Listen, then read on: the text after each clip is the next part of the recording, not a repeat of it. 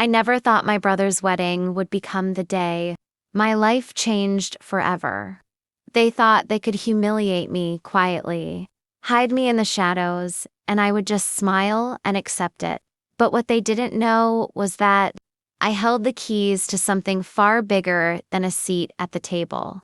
That night, when they pushed me into the kitchen like an outsider, I made a choice that shook my entire family and left them begging for forgiveness. The hall glittered with chandeliers, laughter, and clinking glasses. My brother's wedding was supposed to be a day of unity, a day where we celebrated love. I had worn my best gown, emerald green silk that shimmered under the lights. At 25, I was young, but not naive. I had worked for years in the family business, carrying responsibilities no one my age should have shouldered. I thought, at least today, they would honor me. When the usher glanced at the seating chart and hesitated, I knew something was wrong. He avoided my eyes, shifted nervously, then whispered, "You'll be sitting." Here, he pointed toward the very back. My heart froze, past the tables of family, past the cousins and distant relatives, past even the vendor straight to a tiny table shoved against the kitchen door. I could hear the clatter of dishes, the hiss of steam from pots, the shouting of waiters as they rushed in and out. I sat down slowly, my hands trembling. Guests walked past, giving me puzzled looks. A few even smirked. I felt like a servant in my own brother's celebration. My chest burned with humiliation. Why? What had I done to deserve this? I forced myself to smile, but inside, my blood boiled. Memories flashed through my mind, late nights spent handling company files, the sacrifices I made so my brother could enjoy his freedom, the loyalty I showed when others turned away. And this was my reward. My father avoided my gaze from across the hall. My brother laughed with his bride, unaware, perhaps indifferent to my absence from the family table. My sister-in-law's parents beamed proudly, but not one of them noticed I was exiled to the shadows. But someone did. My uncle leaned close as he passed and whispered, "They don't see your worth. But one day, they will regret this." His words struck deep. That night, as the music swelled and the newlyweds danced, I sat alone, my chair shaking each time the kitchen door slammed behind me. The humiliation cut so deeply that I couldn't breathe. My heart screamed for justice. And then, the idea came. A dangerous, bold idea that no one would expect from the quiet, obedient daughter. I had access to something they had all forgotten. The company, the lifeline of our family, the empire they thought belonged to my father and brother. I sat there, fists clenched, as the plan unfolded in my mind.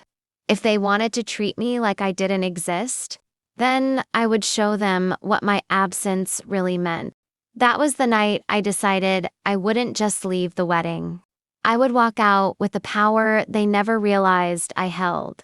And when I did, nothing in our family would ever be the same again. The music in the hall grew louder, echoing with laughter, glasses clinking, and cheers for my brother and his new bride. From my seat by the kitchen, the sound was muffled, distorted, almost mocking. Every time the kitchen door slammed, it was as if the world reminded me, "You don't belong here." I stared down at the plate in front of me. Cold chicken, a side of overcooked vegetables. They hadn't even served me the same meal as the guests near the front. A waiter had slipped the plate onto my table as though feeding an unwanted guest. My hands tightened around the fork until my knuckles turned white. But I didn't cry. No, not anymore. I had cried too many times before when I stayed late at the office fixing the mess my brother created. When my contributions were erased from company reports. When I was told, "You're too young to handle serious matters." I swallowed my tears long ago. Tonight, humiliation turned into something else, something sharper. From my hidden place, I studied the hall. My father sat at the head table, his silver hair shining under the chandeliers. He looked proud, satisfied, as if all his sacrifices were finally paying off. He never noticed my empty chair at his side, or maybe he did and chose to ignore it. After all, what was I to him but a daughter he could overlook? The bride's family sat glowing, whispering to each other as if they had won a prize. And in a way, they had. With this marriage, they secured ties to the company. My brother, careless and entitled, would inherit control. They believed the empire was theirs now, but they had forgotten one thing. My late grandfather, the true architect of our family's wealth, had trusted me. He had whispered to me, long before his death, "You are the one with vision. Someday, the company will need you more than anyone else." He made me the quiet shareholder, the one no one paid attention to because of my age. The papers were locked in a folder I kept close, a secret weapon hidden behind my silence. A burst of applause filled the hall as my brother kissed his bride. Everyone clapped, raised glasses, shouted blessings. I stayed seated, still as stone. No one came to fetch me. Not my father, not my brother, not even my cousins. I was invisible. But invisibility had its advantages. No one noticed me slip my phone out of my clutch. No one saw me open the secure app my grandfather's lawyer had taught me to use. And no one knew that with a few taps, I could initiate changes they'd never see coming. I hesitated, my thumb hovering over the screen. Was I really ready to do this? To strike at the very foundation of my family's pride, on the night of their greatest celebration. Then I remembered the laughter that rose when the usher had seated me by the kitchen, the pitying looks, the shame burning in my chest. Yes, I was ready. I pressed forward, drafting a message to the lawyer. Simple, clear, and devastating. Proceed with the transfer. Effective immediately. My heart raced as I hit send. A surge of adrenaline coursed through me. In that moment, I knew there was no turning back. I looked one last time at my brother, who spun his bride across the dance floor, oblivious. He thought he had won everything tonight. But soon, the ground beneath his feet would shift, and he wouldn't even know what hit him. I placed the phone back in my clutch, stood up, and adjusted my gown. My chair scraped against the floor, drowned out by the music. Not one person turned to see me leave. But when they realized what I had done, when the truth came crashing down, they would remember this night forever. And they would remember me. I walked out of the hall quietly, heels clicking against the marble floor. The laughter and music faded behind me, but the humiliation lingered, heavy in my chest. The night air outside was cold, sharp, and it bit at my skin as though reminding me I was alive, awake, and no longer willing to be silent. I stood at the edge of the Grand Hotel's driveway, watching limousines pull in, guests stepping out, women adjusting their gowns. I felt like a ghost drifting past them. They had no idea that inside my clutch lay a storm that would tear apart everything they thought was secure. My phone buzzed. The message glowed on the screen, confirmed. The transfer will be in effect within 24 hours. My heart pounded. I had done it. The company, the empire, they believed belonged to my father. And brother was already shifting into my hands. But this was only the beginning. They thought I was powerless. They had mistaken my silence for weakness. I wasn't weak. I was patient. As I turned back to glance through the tall glass windows of the hall, I saw my brother raising a toast. His bride smiling proudly by his side. The sight almost made me laugh. They were celebrating a future built on illusions. Soon, those illusions would shatter. "Excuse me, miss." I turned. It was my uncle, the only one who had whispered truth into my ear earlier that night. His face was lined with years of wisdom, his eyes sharp. "I thought I'd find you here," he said softly. I stayed silent. "They shouldn't have treated you that way," he added. "But tell me, what are you planning?" "I see it in your eyes. That same look your grandfather used to have when he was about to make a move." I swallowed hard. Could I trust him? Did he already know what I'd done? "Uncle," I whispered, "tonight they buried me. But they don't know I'm the seed that will grow again, stronger." A slow smile spread across his face. "Good, then let them choke on the harvest." Tonight, I walked away holding everything.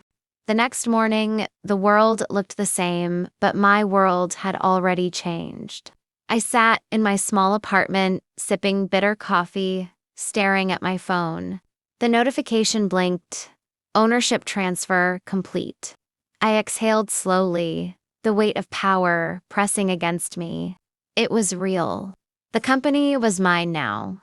Not my father's, not my brother's, not my new sister-in-law's family's. Mine.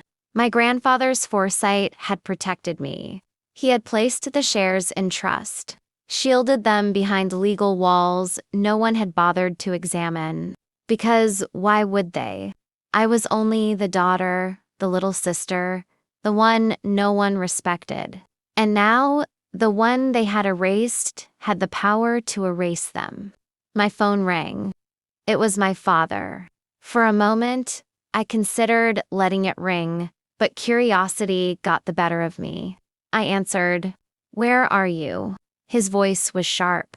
"You embarrassed us last night. You didn't even stay till the end." I laughed bitterly. "Embarrassed you?" "Father, you seated me by the kitchen door like a servant." There was silence on the line, thick and heavy. Then he said coldly, "Don't be dramatic. It was just a seat. Just a seat." My voice trembled with fury. "You think it was about the chair?" "No, Father. It was about everything. Years of sacrifices, years of loyalty. And you still shoved me into the shadows." He sighed. "You're young. You don't understand." "No, Father," I cut him off. "You don't understand. And very soon, you will." I hung up, leaving his angry voice echoing in my ear. That day, I called the company's lawyer, called the managers, called the banks. I began moving the strings one by one, quietly, carefully. By evening, the whispers had started. Employees were asking questions. Who was in charge now? Why were directives suddenly coming from my name? And by nightfall, the truth began to ripple. The first to confront me was my brother. He stormed into my apartment, face red, tie loose, fury dripping from every word. "What have you done?" he shouted. "Do you think this is a game? The company is mine. Dad promised. I cut in sharply. "And since when did promises outweigh legal truth? The shares are mine. Grandfather made sure of it." He froze, his jaw clenched. You tricked us." "No," I whispered, leaning closer. "You tricked yourself. You thought I was nothing. Invisible, disposable, and that's why you lost." He slammed his fist against my table, making the coffee mugs rattle. "You'll give it back." "Or what?" I asked softly. "You'll seat me by the kitchen again?" His face paled. He realized I wasn't the timid sister he thought he knew. I stood tall. "Get out. The company no longer belongs to you. Neither does my loyalty." He left, but I knew this was only the beginning. The storm was coming. Days turned into weeks. My father called meeting after meeting, demanding explanations. The board of directors looked uneasy. Some supported him, but many were drawn to me because I carried not just the shares, but also the vision my grandfather had trusted me with. I worked day and night. I walked into the company office, not as an assistant, not as a shadow, but as the owner. Employees stared, whispered, doubted, but I proved myself with every decision. And soon, the whispers changed. Respect replaced doubt. Loyalty replaced fear. My father came to me one evening, his face lined with anger and pride. "You've divided this family," he said. "No," I answered firmly. "You divided it when you divided your children. When you made me invisible." He turned away, silent. The wedding that had once humiliated me became the talk of the town for a different reason. People whispered. The daughter walked out and walked away with the empire. My brother avoided me, drowning himself in luxury and denial. His bride's family glared at me whenever we crossed paths, their smiles replaced by venom. They had thought marriage would give them power, but I had cut them off completely. At night, I sat by my window, staring at the city lights, wondering if revenge was enough. I had won, but winning still left me empty. Was power truly a balm for betrayal, or had I lost something I could never recover? Then I remembered my grandfather's words. Again, vision, integrity, strength. Perhaps this was my purpose, not just revenge, but leadership. To take what was broken and rebuild it. Months later, the company stood stronger than ever. Under my leadership, profits rose. Employees thrived, and my name was finally spoken with respect. My father, once cold, now came quietly to my office, his pride swallowed. "You've done what I never believed you could," he admitted softly. Perhaps I was blind. I looked at him, my heart torn between anger and love. "You were blind, father. But now you see." My brother, however, never forgave me. He saw me not as a sister, but as the enemy who stole his crown. He shouted, he threatened, but his words were hollow, because the truth was undeniable. He had lost everything the moment he treated me as nothing. And so the wedding that was meant to unite a family became the night. A kingdom changed hands. They had seated me by the kitchen like an unwanted guest, but I walked out and took the company with me forever.